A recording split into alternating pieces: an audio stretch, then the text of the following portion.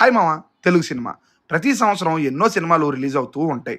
ఇంకా చెప్పాలి అంటే ప్రతి ఫ్రైడే సినిమాలు రిలీజ్ అవుతూనే ఉంటాయి. ఒక యాక్టర్ ఒక ఫ్రైడే హీరో అయితే అదే యాక్టర్ ఇంకో ఫ్రైడే జీరో అయిపోవచ్చు. అందుకే సినిమా ఇండస్ట్రీని గ్యాంబ్లింగ్తో పోలుస్తారు చాలామంది. అక్కడ ఒక ప్రాపర్ కెరియర్ అంటూ కూడా ఉండదు అని కూడా అంటూ ఉంటారు. దానికి ఎగ్జాంపుల్ ఒకప్పుడు ఇండస్ట్రీ హిట్స్ ఇచ్చిన డైరెక్టర్ ఇప్పుడు ఒక్క సినిమా పడినా చాలు అనుకునే సిచ్యువేషన్లోకి వచ్చేస్తారు. ఇంకోవైపు అసలు సినిమా తీయగలడా ఇతను అని అనే డౌట్ మనకొస్తే అతను సడన్‌గా బ్లాక్ బస్టర్ ఇచ్చేయొచ్చు. అలాంటి ఈ ఇండస్ట్రీలో సక్సెస్ రేషియో చాలా తక్కువగానే ఉంటది అని చెప్తాను మామ. అప్పట్లో రెగ్యులర్‌గా హిట్స్ పడుతూ ఉండేవి. అది పోను పోను మంత్‌కొక హిట్ పడితే చాలు అనే స్టేజ్‌కొచ్చేసింది మామ. ఇంకా చెప్పాలి అంటే టాక్ మంచిగా వచ్చిన సినిమాలు కూడా కలెక్షన్స్ రాబట్టలేకపోతున్నాయి. దానికి సవా లక్ష కారణాలుండొచ్చు. దాని గురించి సెపరేట్ వీడియోలో మాట్లాడుకుందాం. ఇప్పుడు ఈ వీడియో చేయడానికి రీజన్ ఏంటంటే 2026 స్టార్ట్ అయ్యి ఆల్రెడీ 3 నెలలు గడిచిపోయింది మామ. స్టార్స్ దగ్గర నుంచి చిన్న చిన్న సినిమాల వరకు చాలా సినిమాలు రిలీజ్ అయ్యాయి. ఇందులో pan India super star cinema నుంచి అప్పుడే డెబ్యూ చేసిన స్టార్ వరకు, డబ్బింగ్ మూవీస్‌లో పాన్ ఇండియా సీక్వెల్ నుంచి అన్నీ తానే అయి తీసిన సినిమా వరకు చాలా సినిమాలు రిలీజ్ అయ్యాయి మామ. ఇందులో ఎన్ని సక్సెస్‌లయ్యాయి? తెలుగు సినిమాకి ఈ ఇయర్ మంచిగానే స్టార్ట్ అయ్యిందా? ఫస్ట్ క్వార్టర్‌లీ హ్యాపీ ఎండింగేనా? లాస్ట్ ఇయర్‌తో పోలిస్తే ఇప్పుడు సక్సెస్ రేషియో పెరిగినట్టేనా? కొత్త టైప్ సినిమాలు వస్తే తెలుగు ప్రేక్షకులు ఆదరిస్తారు అనే మాటని అందరూ చెప్తారు. నిజంగా మరి కొత్త టైప్ సినిమాలు వస్తే తెలుగు ప్రేక్షకులు దాన్ని ఆదరించారా అని తెలుసుకుందాం మామ. 2026 జాన్యువరి తెలుగు ఇండస్ట్రీకి బ్యాంగర్ అనే రేంజ్‌లో స్టార్ట్ అయిందని చెప్పొచ్చు మామ. ఓపెన్ అవ్వడమే మంచి బ్లాక్ బస్టర్స్‌తో ఓపెన్ అయిందని కూడా చెప్పొచ్చు. జాన్ 1న ఎన్నో మూవీస్ రిలీజ్ అయ్యాయి. అన్ని చిన్న మూవీసే. అయినా అందులో కొంచెం హైప్‌తో వచ్చిన మూవీ ఏదైనా ఉంది అంటే అది 'సైకో సిద్ధార్థన్' మూవీ అని చెప్తాను మామ. ఫస్ట్ రోజు పర్లేదు అనే సౌండ్ చేసిన సినిమా తర్వాత సప్పబడిపోయింది. ఇక అలా చూసుకుంటూ ఉండగానే సంక్రాంతి వచ్చేసింది. సంక్రాంతికి సంక్రాంతి మూవీస్ కూడా వచ్చేసాయి మామ. మిగతా ఇండస్ట్రీస్ ఒక్క హిట్ పడితే చాలు అని అనుకుంటుంటే 'రాజాసాబ్' మనకి గట్టి షాక్‌నే ఇచ్చింది. ఆ తర్వాత వచ్చిన 'మనశంకర వరప్రసాద్' గారు రీజనల్ ఇండస్ట్రీ హిట్ అయ్యి బాక్స్ ఆఫీస్ పుల్ అంటే ఏంటో జెన్‌జీ కిడ్స్‌కి పరిచయం చేసిందని చెప్తాను మామ.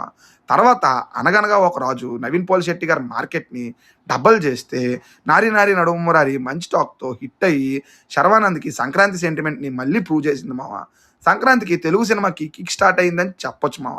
ఆ హడావిడి ఏ రేంజ్‌లో జరిగింది అంటే ఆ మంత్ ఎండ్ వరకు ఈ మూవీస్ పుష్ కంటిన్యూ అవుతూనే వచ్చింది మామ. తర్వాత వీక్ చిన్న సినిమాలు వరుస పెట్టి వచ్చినా వాటి పేర్లు కూడా కామన్ ఆడియన్స్‌కి తెలియకుండానే పోయాయని చెప్పొచ్చు మామ.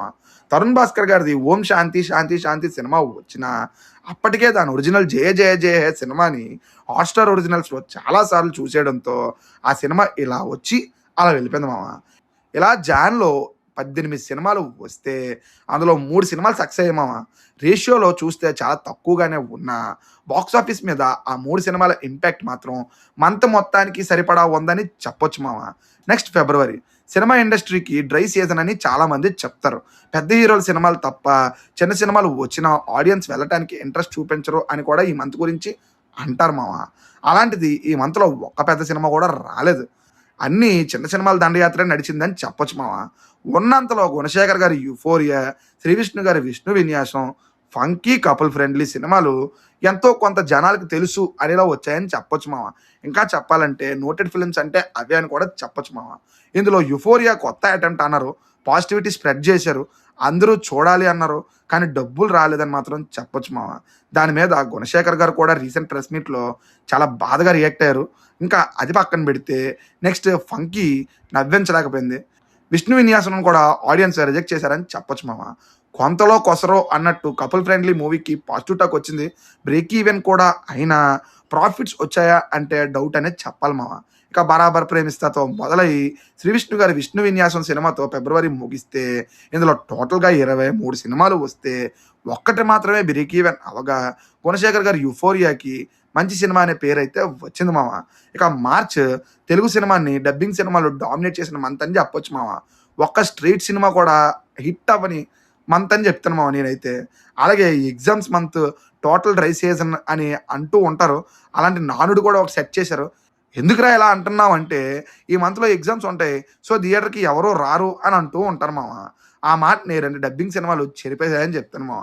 అందులో 'ధురంధర్ 2' వరల్డ్ వైడ్ సెన్సేషన్ చేస్తూ 2000 కోట్లు దాటిపోయేలా ఇండియన్ సినిమాకి కొత్త ఇండస్ట్రీలా అవతరిస్తే అందరూ కొత్త వాళ్ళతో అన్నీ తానే అయ్యి తమిళ్‌లో వచ్చిన 'యూత్' సినిమా తమిళ్‌లో బ్లాక్ బస్టర్ అవ్వగా, తెలుగులో కూడా మంచి కలెక్షన్స్‌తో సూపర్ హిట్ అయ్యే వైపు దాని రన్ కంటిన్యూ చేస్తుంది మామ. ఇక 'మృత్యుంజయ' సినిమాతో మొదలైన ఈ మంత్ 'బ్యాండ్ మేళం' సినిమాతో ముగిసినా, ఇందులో 'పవర్ స్టార్' సినిమా కూడా ఉన్నా, ఒక్క స్ట్రెయిట్ తెలుగు సినిమా కూడా హిట్ అవ్వలేదు. హిట్ కాదు కదా! కనీసం యావరేజ్ కూడా అవ్వలేదని చెప్తాను మామ.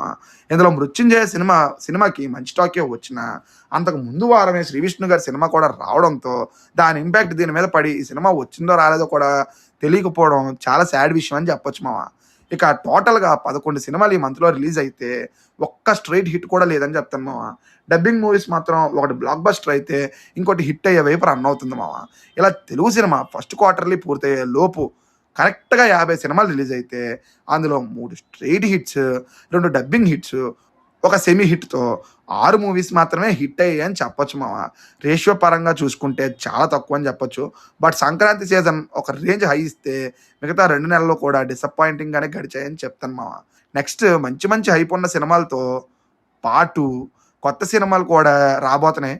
నెక్స్ట్ నుంచి అయినా హిట్ పర్సెంటేజ్ పెరగాలని కోరుకుందాం మామ. ఇంకోటి, ఈ ఇయర్‌లో ఇప్పటివరకు వచ్చిన మూవీస్‌లో మీ ఫేవరెట్ మూవీ ఏంటి? కామెంట్ చేయండి మామ.